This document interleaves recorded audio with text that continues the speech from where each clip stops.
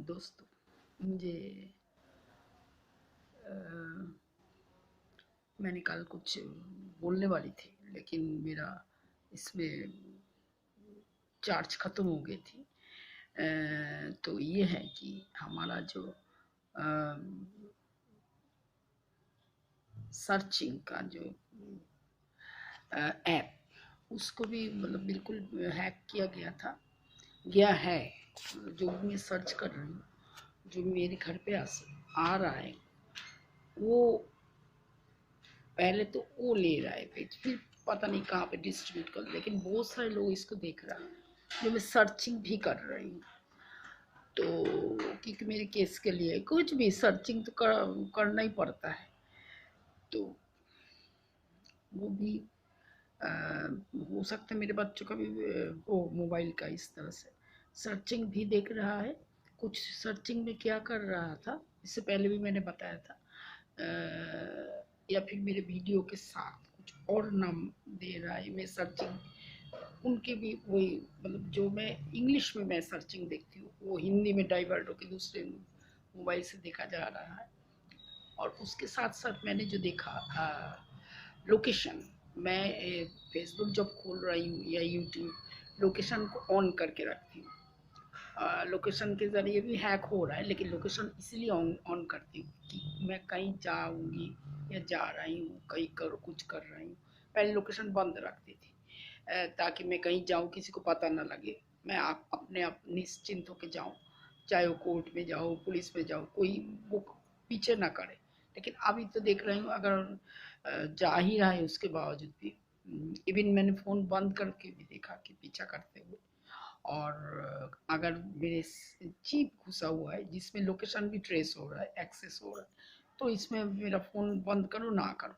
तो इसी वजह से लोकेशन में आजकल अभी रिसेंट कुछ दिनों से मैं खोल के रख रही हूँ लोकेशन, ताकि मेरे सिम अगर कोई हैक भी करे तो लोकेशन से पता लग जाए। तो लोकेशन तो क्या कर रहे हैं ये, शुरू में मैंने जब ये किया था साइबर क्राइम सेल में, क्योंकि मैं ये देख के आश्चर्यचकित हो गया। मेरा जो केस 2013 से है, 2012 में भी हमने दिया था। तो लेकिन 2014 में मैं डिटेल्स में जो साइबर क्राइम बोल के जो दिया था, उसमें कुछ नहीं, ये नहीं हुआ एक्शन। और उससे पहले भी दिया था, थोड़ा एक्शन हुआ था, इसलिए एक्शन हुआ था कि कहीं से मैसेज आया था मेरे इसमें, और मेरे जिन जिन लोगों के नाम पे गया था उनको उठा के भी ले गया था, पूछताछ करके शायद छोड़ दिया उसके बाद।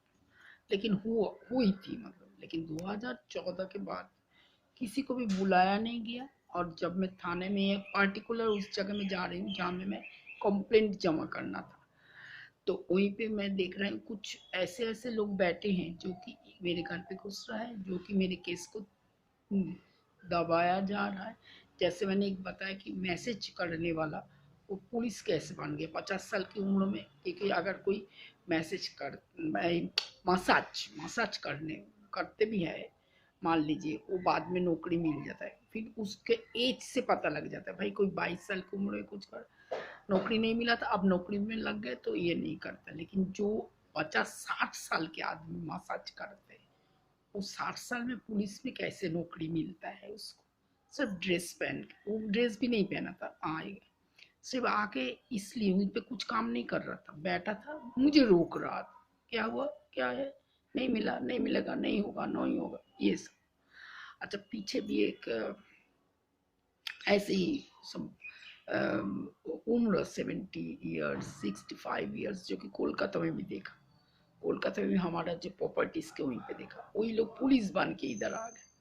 और जैसे ही मैंने ये बात बताया, मतलब एक नेट के माध्यम से, तो एक ये आ गया, भाई चेंज हो गया, शिफ्टिंग हो, कौन सी डे, कौन सी कहाँ, कौन सी उसमें शिफ्टिंग हो गई, गवर्नमेंट सर्विस में ट्रांसफर हो गया जॉब, जो कि हमें देखा जो लॉयर का भी ट्रांसफर होता है, केस के अनुसार जाते हैं इधर उधर। लेकिन जो टिकट बेचते हैं, वो कभी कोलकाता में जाते हैं, जब मैं कोलकाता में जाती हूँ, दिल्ली में दिल्ली में, अभी दिल्ली में जा रही हूँ कोर्ट पे, तो दिल्ली में आ गए उसी कोर्ट पे पर्टिकुलर जहाँ पे मैं जा रही हूँ। तो ये बहुत सारी चीज़ है जो मैं लाना चाहती हूँ। कोर्ट के जरिए कि कितना फ्रॉडबाजी हो रहा। तो अभी तो ये हो गया कि वहीं पे ट्रांसपेरेंट कुछ हो रहा है सुप्रीम कोर्ट में, मैं देख रही थी। तो ऐसा कुछ होगा तो अच्छा होगा, वो कम से कम लोगों को पता लगे भाई ये जज साहब बैठे थे वहीं पे, ये लॉयर जो है केस, और केस किस तरह से जा रहा है, ये सब बहुत कुछ मैं इतने दिनों से जो एक एक एक आवर मैं एक्सपीरियंस को ले रही हूँ, टेकअप कर रही हूँ, किस तरह से क्या घट रहा है और क्या सच घट रहा है, क्या झूठ घट रहा है, क्या हमारे आंखों के सामने दिखाई जा रहा है और सचमुच में क्या घट रहा है, ये बहुत कुछ चीज़ है। तो ये सब जो है कभी अच्छाई के लिए कुछ हो रहा है, कभी बुराई के लिए, लेकिन अभी जो देख रहे हैं इसे बुराई के लिए हो रहा है, क्योंकि अच्छाई कभी अच्छाई बुराई से नहीं घट सक, बुराई से नहीं कवर कर सकते अच्छाई, और अच्छाई जो है उस वो मतलब बुराई जो है वो अच्छाई की जगह नहीं ले सकते। तो ये तो हमें पता है। तो ये बहुत कुछ चीज़ है, बहुत कुछ हैक हो रहा है, बहुत कुछ मैं देख रही हूँ। और मैं ये देख रही हूँ जहाँ पे हम कंप्लेंट करते हैं, जहाँ पे हम अपना ग्रीवेंस लेके जाते हो, वो कितना ग्रीवेंस हमारा निभाते हैं, कितना पारदर्शी तरीके से करते हैं, उसको भी हमने देखा। तो ये बहुत कुछ झेल रही हूँ। और हमने ये सोच सुना था फ्रेंड्स की, जब हम राजाओं के उसमें देखते थे, जब कोई भी राजा आते हैं, हमारा जो पॉलिटिकल के बारे में, मुझे पॉलिटिक्स इतना मालूम नहीं है, लेकिन पॉलिटिक्स में जितना भी हमने पढ़ाई की है थोड़ा बहुत, उसमें ये देखते हैं कि कोई अच्छे राजा जब बैठते हैं, राजा, तो वो प्रजाओं को अपने संतान के जैसे देखते हैं या अपने ही उसमें, ताकि उनका कल्याण के लिए हमेशा बैठते हैं और उनके भलाई के लिए। युद्ध भी जाते हैं तो प्रजा से पहले खुद जाते थे, राजा उसके पीछे प्रजा, अगर राजा जीत जाए तो जीत गए प्रजा, अगर राजा हार जाएगा तो प्रजा भी हार जाएगा, इस तरह से।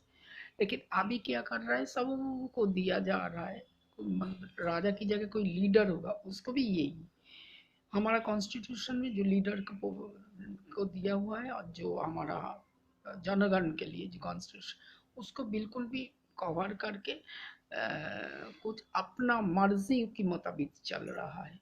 तो इसीलिए ज़्यादा हमें ये करना पड़ रहा है, झेलना पड़ रहा है, और वो इतना भयंकर है जो कि ऐसे ही हमें त्राही त्राही बोलना पड़ रहा है। सो यही मुझे बोलना है। और वंदे मातरम दोस्तों।